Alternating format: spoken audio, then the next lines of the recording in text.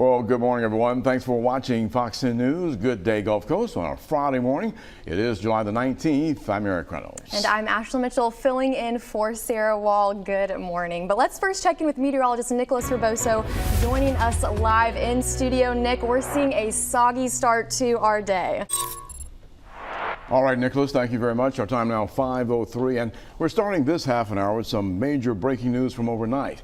A significant Microsoft outage. It's causing problems with services nationwide. Yeah, the outage is impacting major banks, international airlines, email, and it's also causing multiple 911 outages in several U.S. states. American Airlines, United, and Delta have asked the Federal Aviation Administration, the FAA, for global ground stop on all flights. Now, this is according to an alert from the FAA.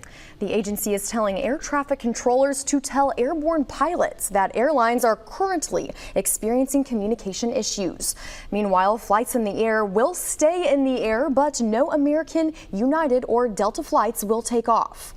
Also, yesterday's Frontier ground stop is lifted.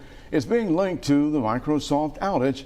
Of course, this is a developing story this morning, so please stay tuned to Fox 10 News for updates. Well, more breaking news this morning. Yemen's Houthi rebels are claiming responsibility for a drone strike on Tel Aviv.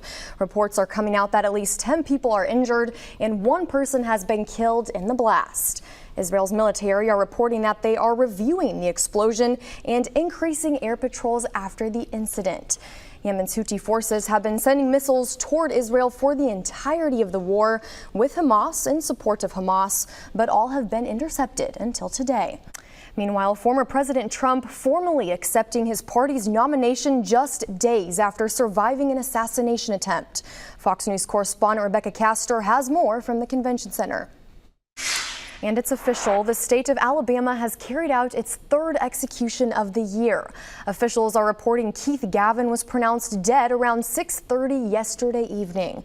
He was sentenced to death for the murder of a delivery driver after an attempted robbery back in 1998. Gavin was executed via lethal injection, and the state will forego an autopsy because it was against Gavin's Muslim faith. The victim's son remembers his dad being a hard worker and a loving husband and father. He wonders if his father's life could have been spared if the state of Illinois could have kept Gavin locked up during the duration of his first murder sentence. According to court documents, Gavin had only been out on bond 6 months in Illinois before killing William Clayton Jr. in Cherokee County. How Mr. Gavin had had a dispute with another individual at a party, and he then brandished a firearm and forced that individual out of the party at gunpoint.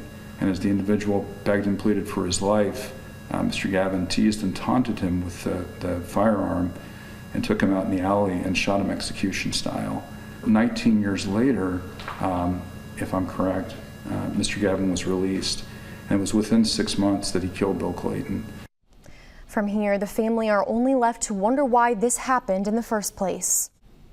Well, good morning and welcome back in. The time is 5:15 on your Friday morning. Well, as of about 15 minutes ago, the 91st annual Alabama Deep Sea Fishing Rodeo has officially begun.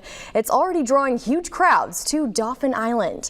The 3-day tournament attracts more than 4,000 anglers and more than 75,000 spectators. The total awards package valued at up to $1 million in cash and prizes, including a boat, motor, and trailer packages.